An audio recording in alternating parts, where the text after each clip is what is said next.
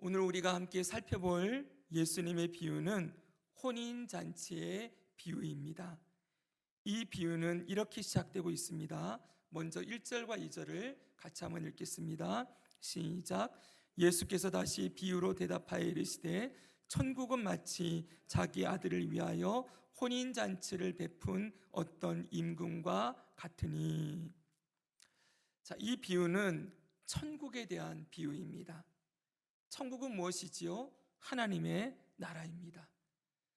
그런데 특별히 이 비유는 그 하나님 나라에 들어가는 것, 곧 구원에 대한 그 내용을 담고 있습니다. 혼인잔치의 비유는 믿는 자가 천국에 들어가는 그 구원, 천국에 들어가는 구원에 대한 교훈이라는 것입니다. 여기 나오는 임금은 성부 하나님이십니다. 그리고 아들은 성자 예수님이시지요. 임금이 아들을 위하여 혼인잔치를 베풀었다고 하는데, 이것은 성부 하나님께서 예수 그리스도를 이 땅에 보내시고 그 예수 그리스도를 믿는 모든 자들을 참여하게 하시는 구원의 잔치, 이걸 다른 말로 하면 천국 잔치라고 말할 수가 있습니다. 그리고 더 나아가서는 이 비유는 예수님의 재림 시에 이 땅의 모든 믿는 자들을 저 하나님 나라로 부르시고 그 천국의 혼인잔치를 하게 되는 장면을 연상시키기도 합니다. 분명한 것은 지금 이 잔치는 예수님이 베풀어 주시는 구원의 잔치, 즉 예수 그리스도를 믿음으로 참여하게 되어지는 기쁨의 잔치라고 하는 것입니다. 이제 이 임금이 이 잔치를 베풀어 놓고 사람들을 초청합니다. 이 초청은 세 차례에 걸쳐서 이루어지는 것을 볼 수가 있죠. 제일 처음 임금이 종을 보내어 청한 사람들을 초대하자 그들이 거절합니다. 첫 번째 초대한 사람들을 부르러 종을 보내니까 어떻게 했다고요? 거절했다. 두 번째로 임금이 종을 다시 보내어 그들을 초대하니까 그들이 이런저런 핑계를 댈 뿐만 아니라 마침내는 그 종들을 모욕하고 죽이기까지 했다고 말씀합니다. 이제 임금은 세 번째로 사람들을 초대하는데, 이번에는 거리에 나아가서 모든 사람들에게 이 초대장을 돌리고 그들을 이 혼인잔치로 데려오게 하고 마침내 그 혼인잔치의 자리가 가득하게 채워졌다. 바로 이것이 오늘 보는 혼인잔치 비유의 내용입니다. 이 비유를 통해서 우리가 생각해 봐야 할 것이 몇 가지가 있는데, 첫째는 가장 먼저 우리가 생각해야 될 것은 이 혼인잔치 자리에 초청을 받은 첫 번째 초청받은 사람, 그리고 두 번째 초청받은 사람들이 누구인지를 아는 것입니다. 3, 4절에 보면 이들이 나와 있지요. 우리 3절과 4절을 같이 읽습니다. 시작. 그 종들을 보내어 그 청한 사람들을 혼인잔치에 오라 하였더니 오기를 싫어하거늘 다시 다른 종들을 보내며 이르되 청한 사람들에게 이르기를 내가 오찬을 준비하되 나의 소와 살진 짐승을 잡고 모든 것을 갖추었으니 혼인잔치에 오소서 하라 하였더니. 여기 보십시오. 여기 첫 번째 초청받은 사람, 두 번째 초청받은 사람을 지칭하는 표현이 있습니다. 제가 노란 글씨로 해놨는데 그들을 청한 사람들 이렇게 표현하고 있습니다. 한번 해볼까요? 청한 사람들. 청한 사람들이라는 건 이미 초청을 해놓은 사람들이라는 것입니다. 이미 초대장을 보내놓은 사람들, 하나님이 베풀어 두신 이 천국 잔치에 이미 초청을 받은 사람들이 있다라고 말씀하는 거죠. 그리고 그 청함을 받은 사람들에게 종들이 가서 오십시오라고 불렀다는 것입니다. 그러니까 이 종들이 아무한테나 가가지고 사람들을 데려오는 게 아니에요. 초대장을 보내었고 그 초대장을 받은 사람들에게 가서 정확한 일시가 되었을 때 오시오라고 불렀다는 거예요. 이것이 너무 중요한 것입니다. 그럼 여러분, 여기 이미 이 하나님이 베푸신 천국 잔치의 초대장을 받은 이 사람들은 누구를 얘기할까요? 맞습니다. 바로 이스라엘 사람들, 유대 민족. 지금 이 당시 예수님 당시에는 유대인들이지요. 이들이 어떤 사람들입니까? 아브라함으로부터 하나님의 언약을 받았어요. 그리고 이 언약을 받아서 하나님의 백성으로 부름받아서 저 출애굽 당시 시내산에서 하나님과 언약 관계를 맺고 나는 너희 하나님, 너희는 내 백성이라는 그 하나님의 백성된 복을 얻게 된 자들이었습니다. 이들은 모든 세상 나라, 모든 사람들 가운데 가장 처음으로 하나님의 초대장을 받고 하나님의 나라에 참여하는 특권을 누리게 된 사람들이었지요. 그리고 하나님께서는 아브라함과 다윗의 자손으로 예수 그리스도를 보내주셨습니다. 그러니까 이 유대 민족이 얻는 하나님으로부터 받은 특권은 어마어마한 거예요. 언약 백성으로 부름받았지요. 그리고 그들 가운데서 성자 예수 그리스도 메시아를 성부께서 보내셨다는 거예요. 그리고 이들은 그 땅에 오신, 그 갈릴리 땅, 그 예루살렘 땅에 오신 예수 그리스도를 가장 먼저 만나고 그분의 말씀을 들었던 사람들이라는 것입니다. 그런데 이들이 어떤 모습으로 지금 등장을 하고 있습니까? 이렇게 귀한 초청을 받고 부름을 받은 이들이 정말 예수께서 이 땅에 오셔서 회개하라 천국이 가까웠느니라 복음의 초대장을 그들에게 내미시면서 지금 나에게로 나오라 라고 부르시고 계시는데 이들이 어떻게 해요? 거절한다는 거예요. 그리고 거절할 뿐만 아니라 이들은 천국잔치에 아무런 관심도 없고 요 뒤에 보니까 오히려 그 종들을 모욕하고 죽이기까지 했다고 말하고 있지요. 누구를 얘기하는 것입니까? 이 당시 예수님이 보내신 그 많은 종들, 세례 요한으로부터 여러분 사도 바울 그리고 스데반 집사님 수많은 주의 종들을 이들이 모욕하고 죽이고 마침내 메시아 예수님까지 십자가에 못 박아 죽이는 악행을 저지르는 것이지요. 바로 이들이 이 첫 번째, 두 번째 초청받은 사람들입니다. 이들이 이렇게 할 때 임금이 어떻게 한다고 말씀하고 있습니까? 7절에 보니까 이들을 향하여 이렇게 하신다고 말씀해요. 읽습니다. 시작. 임금이 노하여 군대를 보내어 그 살인한 자들을 진멸하고 그 동네를 불사르고. 아멘. 자, 이 유대인들을 하나님이 진멸할 것이다 이렇게 말씀합니다. 실제로 이 말씀대로 예수께서 오시고 난 뒤 저 70년 뒤 AD 70년에 로마의 장군 티투스가 이 예루살렘을 침공하고 그 땅에 있는 유대인들을 학살하여서 유대인들이 온 땅으로 남은 자들이 겨우 흩어지고 소수민족으로 전락하게 되는 그런 아픔을 겪게 되었지요. 바로 예수님이 말씀하시는 이 말씀은 그 당시 예수님이 오셨음에도 불구하고 회개하라 천국이 가까웠느니라 이 천국의 초대장을 미리 그들에게 보여주시고 오라고 초청하였음에도 예수께로 나오지 않는 저 유대민족을 향한 경고의 메시지를 이 비유로 전하고 있는 것입니다. 그럼 여러분 두 번째로 우리가 생각해야 될 것은 세 번째로 초청을 받는 사람들이 있지요. 이들은 과연 누구인가 하는 것입니다. 8절에서 10절을 읽겠습니다. 이에 시작. 이에 종들에게 이르되 혼인잔치는 준비되었으나 청한 사람들은 합당하지 아니 내 거리 길에 가서 사람을 만나는 대로 혼인잔치에 청하여 오라 한데 종들이 길에 나가 악한 자나 선한 자나 만나는 대로 모두 데려오니 혼인잔치에 손님들이 가득한치라. 아멘. 이제 혼인잔치의 문이 활짝 열렸습니다.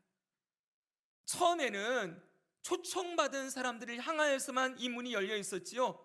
근데 지금은 이 문이 활짝 열려서 거리에 있는 사람들은 누구든지 혼인잔치로 들어올 수 있는 문이 열리게 된 것이지요.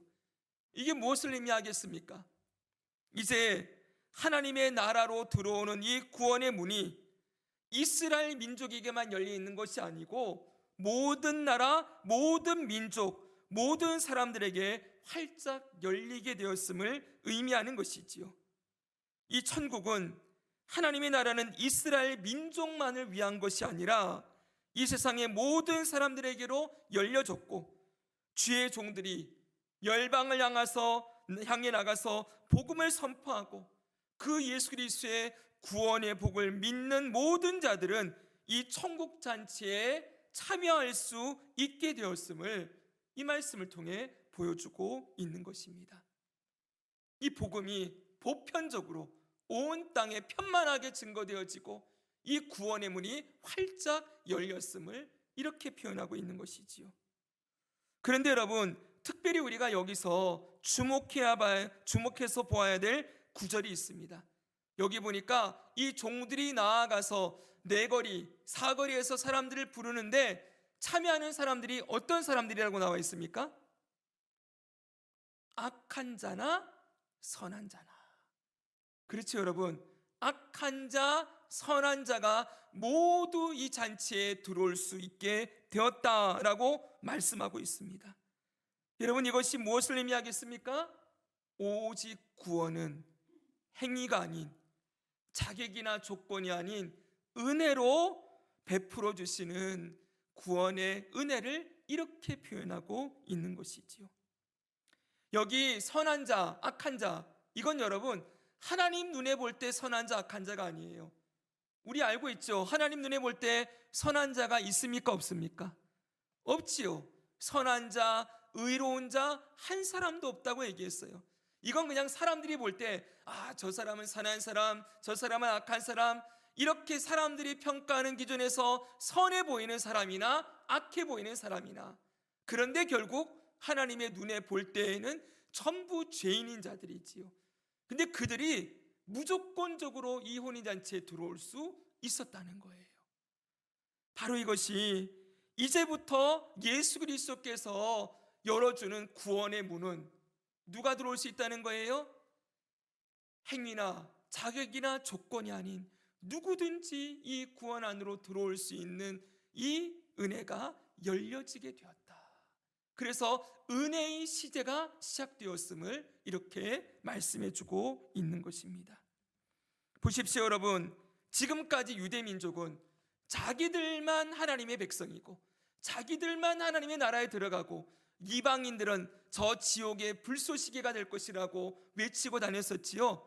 근데 정작 그들은 예수님의 초청을 받았음에도 거부하고 예수님을 죽이기까지 하였고, 오히려 여러분, 그들이 지옥의 불쏘시개가 될 거라고 얘기했던 이방 민족들, 그들이 오히려 예수님의 구원의 잔치에 함께 참여하여 기쁨을 누리게 되는 일이 일어나게 되었다고 말씀하고 있는 것이지요.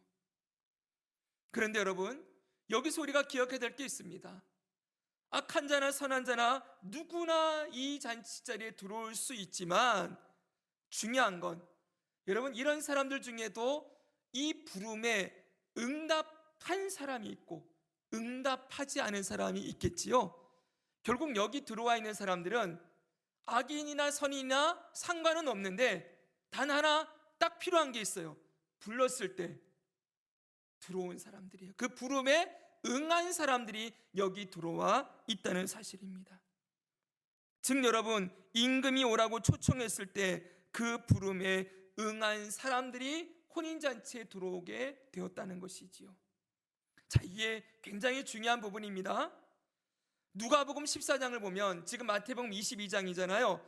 누가복음 14장을 보면 이 혼인잔치 비유와 거의 흡사한 비유가 하나 나옵니다. 여기는 한 사람이 큰 잔치 비유예요.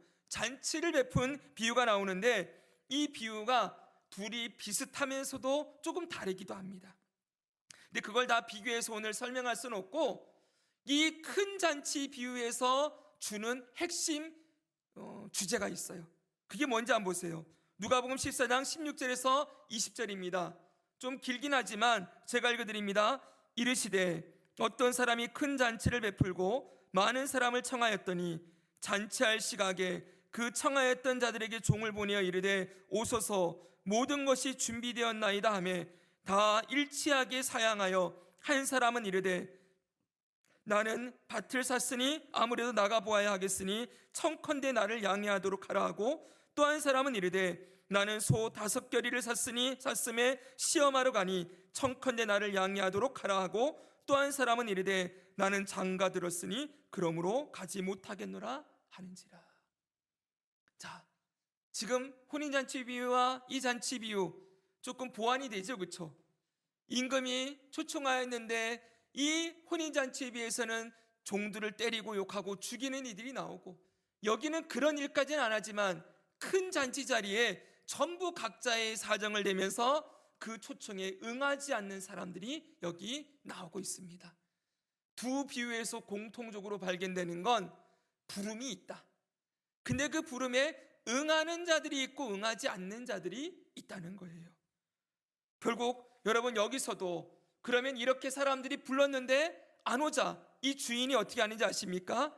이 사람이 이렇게 해요. 21절부터 23절은 같이 한번 읽겠습니다. 시작.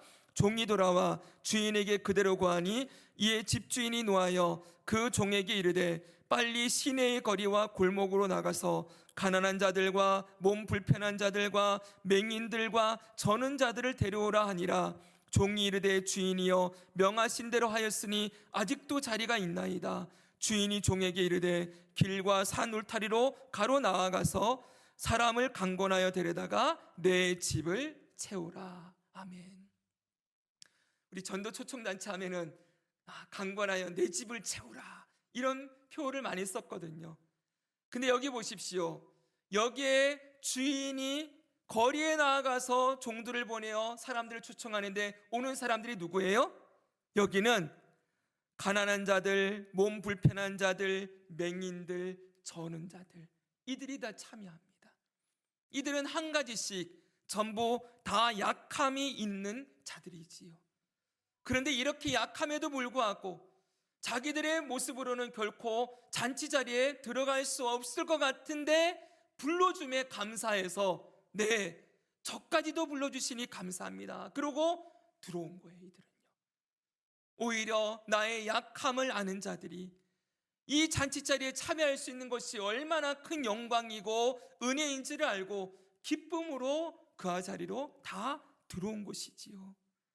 바로 여러분, 그 주인의 초청의 그 부름에 나의 약함과 나의 부족함을 알고 기쁨으로 그 부름에 순종하여 나온 자들, 이들이 하나님이 베푸신 구원의 잔치에 참여하는 자들이다라고 가르치고 있는 것입니다.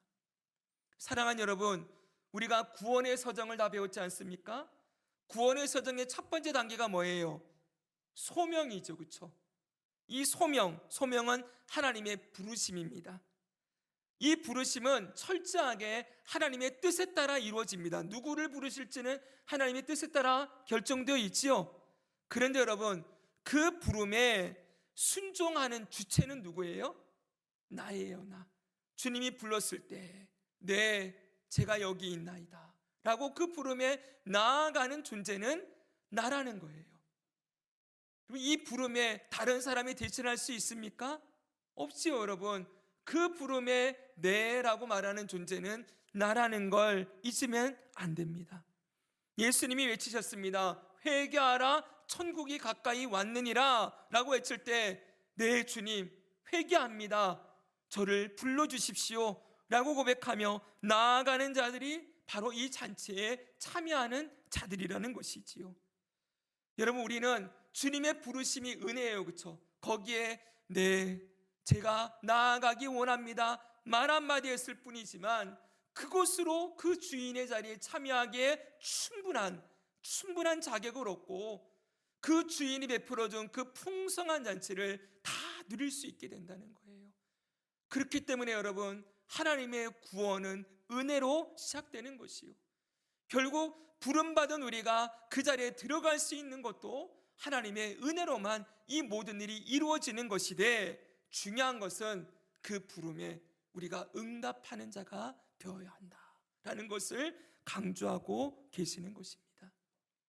자, 예수님이 오셔서 수많은 사람들을 불렀습니다. 그런데 여러분, 예수님이 부르실 뿐만 아니라 예수님께서 수많은 병자들도 고쳐주셨어요. 그런데 보십시오 여러분, 10명의 나병 환자를 기억하십니까? 10명의 나병 환자가 10명 모두 고침을 받았지만 그 예수님 앞으로 다시 나온 사람은 한 사람밖에 없죠 여러분.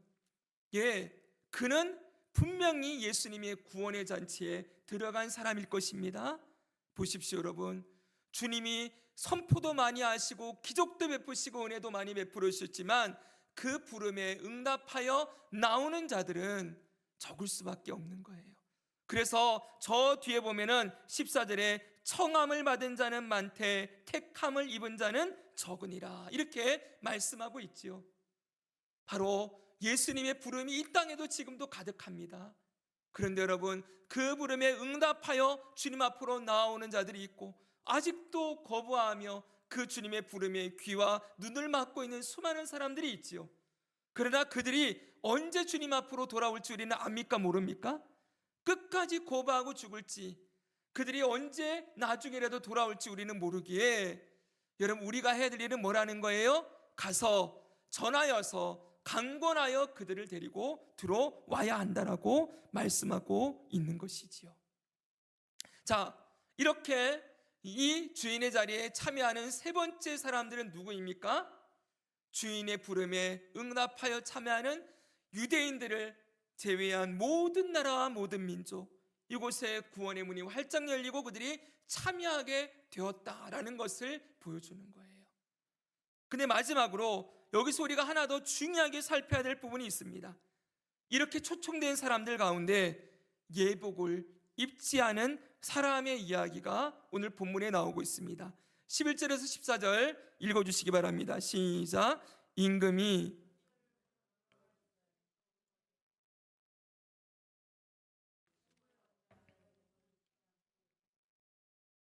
그가 아무 말도 못하거늘 임금이 사환들에게 말하되 그 손발을 묶고 바깥 어두운 데에 내던지라. 거기서 슬피 울며 이를 갈게 되리라 하니라. 청함을 받은 자는 많되 택함을 입은 자는 적으니라. 아멘. 여기 예복을 입지 않은 사람이 발견됩니다. 예복을 입지 않았다는 건 무엇을 뜻하는 걸까요? 어떤 분들은 이 혼인잔치에 참여하는 자들이 입어야 될 이 예복을 여러분들이 어떤 주석이나 설교하시는 분들의 말씀을 들어보면 어떤 분들은 칭의로 설명하기도 합니다. 예수님이 입혀주시는 의의 옷을 입어야 한다라고 말씀하고 그렇게 해석하는 분들이 있지요. 그런데 여러분, 이 칭의보다는 전체적인 맥락을 볼 때 이것은 구원받은 자에게 마땅히 맺혀져야 될 열매라고 하는 것이 훨씬 더 좋습니다. 보십시오 여러분, 이 혼인잔치에 참여하는 자들은 그 잔치에 합당한 옷을 입고 있어야 합니다. 근데 이 사람은 어떠합니까? 이 잔치에 참여하는 자의 합당한 옷을 입은 게 아니고 그 옷을 입지 않았다는 건 뭘 입고 있다는 거예요? 자기가 옛날에 입고 있던 그 옷을 그대로 입고 있다는 것을 보여주고 있는 것이지요. 여러분, 이 사람이 입고 있는 이 옷은 뭘 의미합니까? 하겠습니까? 우리가 열매라고 한다면 이 사람은 여전히 이 혼인잔치 자리에 들어와 있는 것 같지만 옛사람의 행실과 삶의 태도를 전혀 벗어버리지 못한 채로 살아가고 있는 사람입니다. 그는 구원의 공동체 안으로 들어와 있는 것처럼 보이지만 사실 전혀 변화되지 않는 사람인 것이지요. 이렇게 볼 때 이 사람은 전혀 거듭나지 않은 사람이라고도 말할 수 있을 것입니다. 자, 여러분, 왜 이 의복을 열매라고 하냐면 예수님이 이 마태복음에서 열매를 계속 강조하고 있기 때문이에요. 이 마태복음은 특별히 누구를 향한 복음서입니까? 유대인들을 향한 복음서예요. 그렇죠 여러분? 이 복음서마다 복음을 전하는 이 복음서를 전하는 대상들이 다른데 누가복음은 아주 구체적으로 이방인들을 향한 이 복음을 전하는 용도로 목적으로 쓰여졌지요. 마태복음은 유대인들을 향하여 말씀하시는 거예요. 지금도 유대인들을 향하여 이 비유를 주고 계십니다. 그때 여러분, 우리가 산상수훈의 말씀을 들어서 알고 있잖아요. 얼마나 주님이 열매를 강조하시는지 우리 보았었습니다. 마태복음 7장으로 한번 가봅시다. 여기 보니까 이렇게 말씀합니다. 그들의 열매로 그들을 알지니 가시나무에서 포도를 또는 엉겅퀴에서 무화과를 따겠느냐. 이와 같이 좋은 나무마다 아름다운 열매를 맺고 못된 나무가 나쁜 열매를 맺나니 좋은 나무가 나쁜 열매를 맺을 수 없고 못된 나무가 아름다운 열매를 맺을 수 없느니라. 아름다운 열매를 맺지 않은 나무마다 찍혀 불에 던져지느니라. 이러므로 그들의 열매로 그들을 알리라. 아멘. 자, 이렇게 딱 말씀하고 난 다음에 그 다음에 주님이 21절에 딱 이렇게 말씀하지요. 같이 읽겠습니다. 21절 시작. 나더러 주여 주여 하는 자마다 다 천국에 들어갈 것이 아니요 다만 하늘에 계신 내 아버지의 뜻대로 행하는 자라야 들어가리라. 아멘. 사랑하는 여러분, 예수님이 왜 이렇게 예복에 대해서, 이 열매에 대해서 말씀하시는지를 알아야 돼요. 이제 거의 끝나갑니다. 지금 예수님이 이 말씀을 하시는 시점이 언제인지 아십니까? 지금 이 비유를 하시는 시점, 이 비유를 하시는 시점은 십자가의 죽음을 3일 남겨둔 시점이에요. 예수님께서 우리 곧 고난주간이 다가오는데 예수님의 이 마지막 십자가 주간 일주일 고난주간이지 않습니까? 일요일 날, 지금으로 주일에 예수님이 예루살렘 성에 입성하십니다. 그리고 월요일 날 다시 성전을 찾아가셔서 성전 청결 사건 하십니다. 그렇죠? 그리고 화요일입니다. 이 화요일, 바로 이 비유를 준 날이 화요일인데 이 날에는 예수님이 성전에 가셔서 하루 온종일토록 유대 지도자들과 논쟁을 벌이세요. 하루 온종일토록 논쟁을 벌이시면서 무슨 비유를 하는지 아십니까? 오늘 이 비유를 주시는 거예요. 혼인잔치 비유. 근데 혼인잔치 비유 앞에 무슨 비유가 있는지 아십니까? 포도원 농부들 비유. 기억납니까? 임금이 포도원을 만들어 놓고 먼 나라로 갔는데 새를 주고 떠났더니 이 농부들이 나중에 새를 안 내려고 종들을 잡아 죽이고 아들도 보냈는데 죽였더라. 그 비유 아시죠? 그게 바로 혼인잔치 비유 앞에 나와요. 그리고 오늘 1절에서 뭐라 그럽니까? 예수께서 다시 비유로 대답하여 이르시되, 다시 비유, 이 혼인잔치 비유를 또 하시는 거예요. 지금 여러분, 예수님은 이 유대 민족이 하나님의 택함 받은 백성이라고 하면서도, 말은 하나님의 백성이라고 하지만 아무런 열매가 맺혀지지 않는 이들을 책망하고 계십니다. 여러분, 그리고 그 다음에 논쟁을 다 벌인 다음에 예수님이 마지막에 이제 제자들을 성전에서 나와서 감람산으로 올라가서 감람산 강화를 주시는 거예요. 지금 머릿속에 연결됩니까? 이게 같은 날이에요. 그때 세 가지 비유 하시잖아요. 첫 번째가 열처녀 비유, 두 번째가 달란트 비유, 세 번째가 양과 염소의 비유. 양과 염소의 비유가 끝이, 결론이 뭡니까? 달란트를 잘 사용해서 주님이 맡기신 영혼들을 잘 먹이고 입히는 일을 해야 한다. 이것이 있는 자들이 진정한 하나님 나라 백성이고 그들이 하나님의 나라에 참여하게 되어진다 라고 말씀하고 있지 않습니까? 다 연결되는 거라고요. 지금 여러분, 여기 혼인잔치의 자리에 들어와 있음에도 불구하고 지금 아무런 예복을 입지 않고 있는 이 사람은 입으로만 주여 주여, 겉으로는 공동체 안에 하나님 나라 백성 안에 들어가 있는 것 같지만 아무런 변화가 없이 결국 주님이 원하시는 열매를 맺지 않고 살아가고 있는 이 유대 민족과 같은 사람들, 그리고 구원받지 못한 가짜 그리스도인과 같은 이들을 향하여서 경고의 메시지로 이 말씀을 주고 있다는 거예요. 우리는 여러분, 이런 말씀을 들을 때마다 예복이 있어야 들어가는구나, 이게 아니에요. 여러분, 혼인잔치에 참여한 자들이, 잘 보십시오, 원래 여러분 길거리 있는 사람들 갖다 데려왔잖아요. 그럼 그들이 옷을 갈아입고 왔을까요? 아니겠죠. 여러분, 데리고 들어왔어요. 그리고 옛날의 혼인잔치에는 그 자리에서 입을 옷을 주인이 마련해둔, 준비해두는 경우가 많았대요. 이제는 혼인잔치에 들어왔으면 어떻게 되는 거예요? 옷을 갈아입어야 되는 거예요. 그리고 그 옷에 합당한 삶을 살아야 되는 거지요. 예수 그리스도께서 십자가의 피로 우리의 죄를 씻어주시고 의의 옷을 입혀주셨습니다. 아멘이죠. 그렇죠. 여러분, 구원받은 자들은 모두 칭의를 받습니다. 그래서 제가 칭의가 아니라고 얘기하는 거예요. 이미 거듭나서 구원받았으면 칭의도 받은 거예요. 나중에 받아야 되는 게 아니죠, 그렇죠? 이미 우리 옷을 갈아입혀 주셨어요. 그러면 이 옷에 합당한 삶을 살아야 되는 거잖아요, 그렇죠? 근데 이 사람은 주인이 준 옷을 입으려고 하지 않아요. 나는 옛사람으로 그냥 살겠노라. 그리고 주인이 준비해 준 옷과 전혀 상관없이 그냥 자기의 멋대로 살아가고 있는 이 사람은 결국은 뭐예요?